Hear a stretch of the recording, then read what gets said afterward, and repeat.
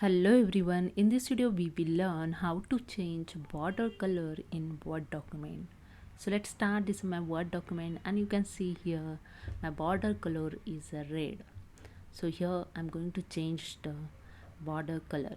So simply go to the design tab in page background group, click on the page borders options and you can see the borders and shading dialog box is open. Then click on the second tab, this page borders. Okay, now you can see the red border here showing in preview of this page. Okay, so here have option to change the color. Just click on this drop down arrow and you can select easily here different color. So I select here the blue color. You can see changes on the preview, the blue color is showing. Okay, in color click on this drop down arrow and if you want to change the more different color you select on this option more colors.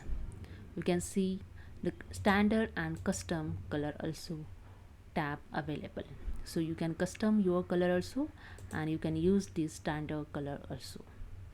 I just close this dialog box and here selected blue color is showing on the preview, and after that just click on OK to change border color, and that's it. You can see the blue color border is showing here.